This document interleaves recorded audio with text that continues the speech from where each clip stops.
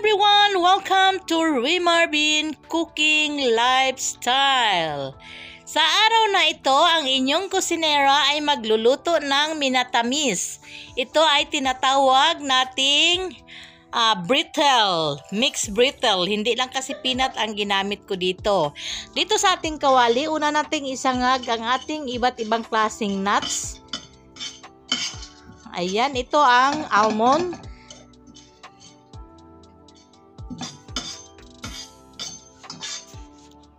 Isunod natin ang ating sesame seeds.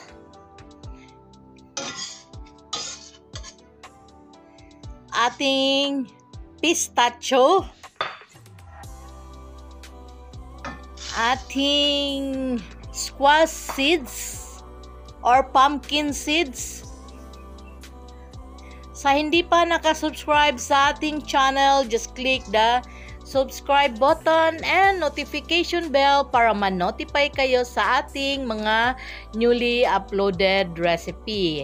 Ito ang ating peanut. Hindi ko na yan siya isabay dyan dahil nabili yon na toasted na. Ayan, para hindi siya papait. Ayan. Then natin lang i-mekus-mekus ang ating mga nuts.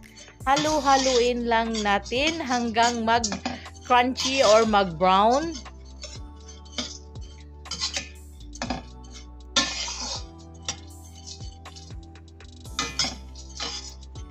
Pagkatapos natin yan siyang i-crunchy, atin yan siyang tanggalin dyan sa ating kawali.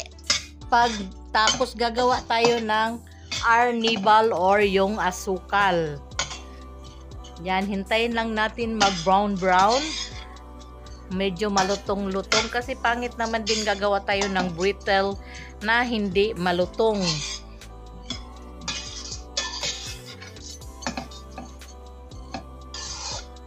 Yan, mekus-mekus lang.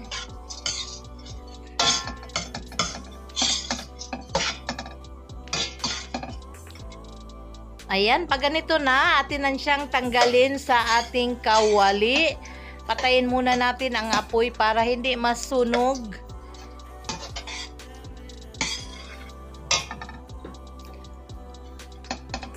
Ilagay natin sa isang lalagyan.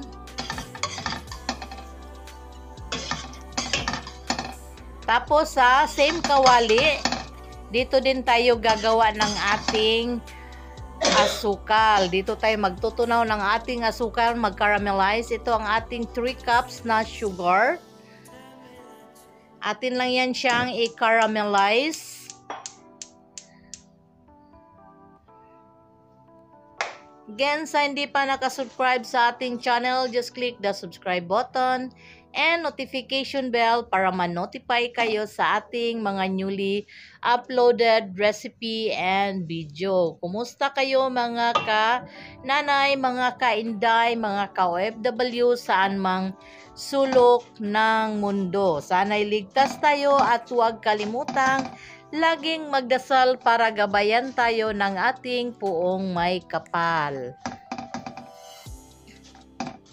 Ang ating fire dito is slow fire lang yan para hindi masunog. Ayan, hinalo-halo ko na kasi makapal kasi ang ating kaserola.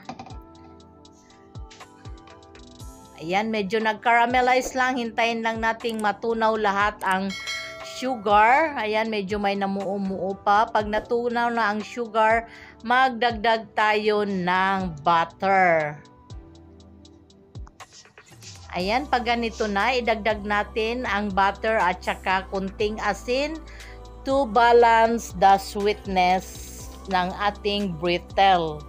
Tapos maglagay tayo ng at least 2 tablespoon na butter.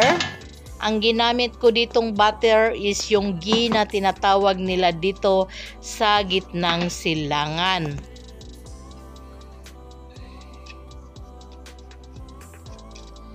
Yan, atin lang halo-haloin hanggang matunaw ang ating butter. Then, atin lang ilagay ang ating iba't ibang klaseng nuts.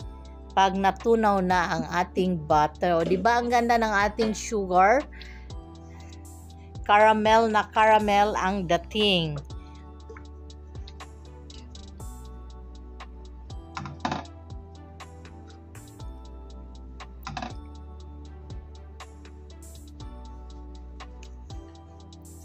Then sa puntong ito, ilagay na natin ang ating peanut. Una kong nilagay ang ating peanut, then isunod natin yung iba't ibang klaseng nuts na ating pinosted kanina. Ayan.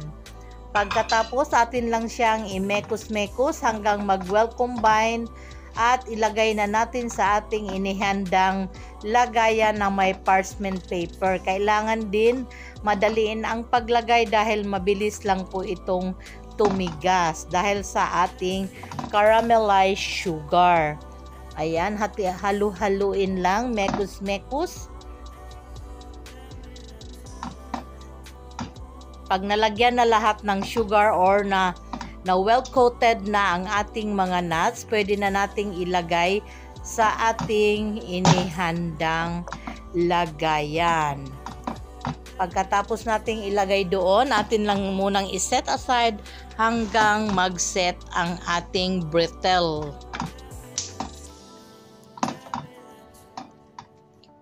Yan, atin lang halu-haluin dahil hindi pa siya masyadong na coated. Kailangan well coated talaga siya bago natin siya tanggalin sa apoy.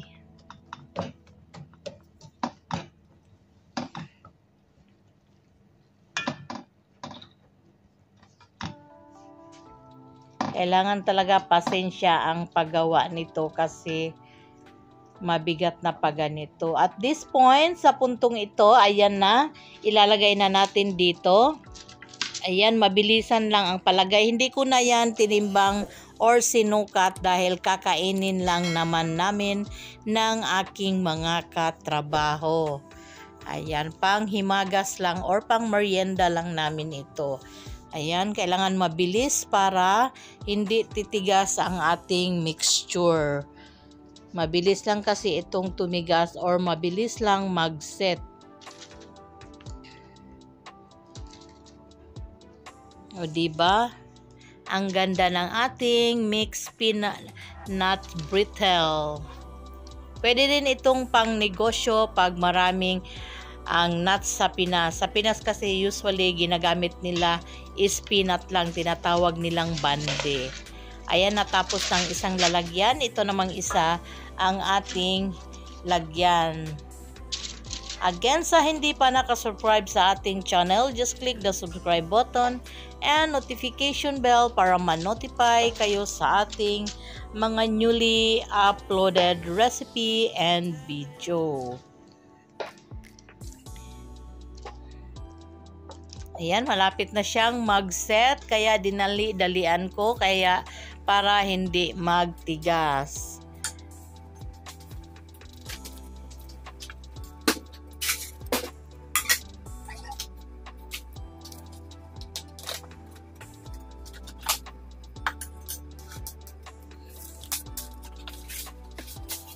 Ayan, pagkatapos na natin nilagay, set aside muna natin hanggang mag-fully set ang ating brittle.